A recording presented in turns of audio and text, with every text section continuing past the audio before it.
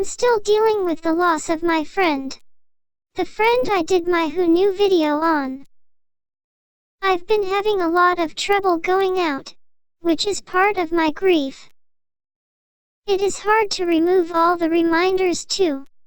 The other day I was in a store and a song came on by an artist my friend liked. It made me think of her and how much I miss her. So I thought I'd do a video about grief, and some types of grief that are less heard of. There are generally 4 stages of grief.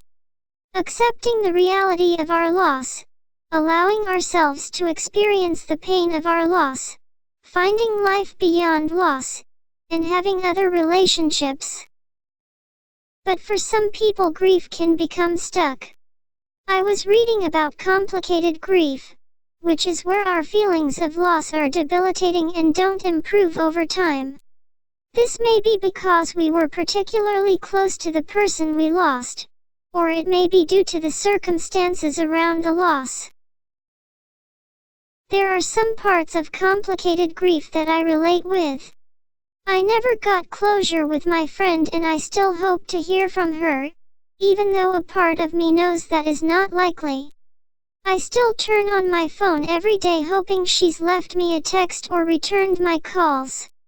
When I do get a notification, I hope it's her, but it never is. I still feel like sending her another text bargaining with her. I have fallen straight into depression and skipped the anger stage of grief completely. My other friends point out how shit I've been treated, yet I still have little animosity towards her. I remain loyal as a dog, and trying to make new friends and connections has felt wrong, even though I know in my head it's not. It feels like I'm trying to replace her or forget her, and she cannot be replaced. It's hard going out because, in psychological terms, she was an attachment figure to me. This is somebody who is a safe haven, somebody we turn to when we are distressed. An attachment figure is also a secure base. Knowing that they're there, we are able to go out into the world.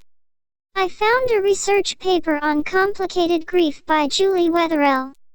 In acute grief following the loss of an attachment figure, she writes, the attachment system is disrupted, often leading to a sense of disbelief, painful emotions, intrusive thoughts of the deceased individual, and inhibition of the exploratory system. I will put some links to complicated grief in the video description. Friends expect me to have moved on by now, but in all honesty I haven't. I think about my friend all day long. I ruminate about how I could have been a better friend. She's really got into my head and it's taking a long time to get over her. This brings me to disenfranchised grief. Disenfranchised grief is when our grief is not acknowledged, or seen as legitimate, by our society. There are some different ways grief becomes disenfranchised. First, society may say the relationship isn't important.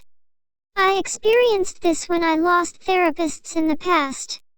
People have no idea the bonds that can be formed between clients and therapists. I also am experiencing it now with my dear friend. I find romantic breakups receive far more sympathy than losing a friend. Second, our loss may not be recognized as grief-worthy because it is not a death. Third, our loss can become disenfranchised when there is a lot of stigma around it, making it hard to even talk about. It could have been a secret relationship, or we may have been diagnosed with a sexually transmitted infection. I experienced this a bit with therapists due to the stigma around seeing a therapist. It was very hard to admit to people I was seeing a therapist, let alone grieving one. Lastly, we may experience disenfranchised grief when it's not actually a person we've lost, but an animal, object, place, or loss of physical or mental function. The last type of grief I'd like to talk about in this video is anticipatory grief. It's hard to tell people we're grieving when the loss hasn't happened yet. But sometimes the pain can be even worse than after they're gone. I remember experiencing horrific anticipatory grief over my first counselor.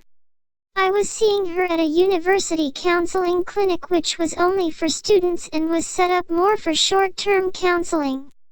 Usually you are only allowed 6 sessions a year, but my counselor extended it for me because of the complexity of my issues.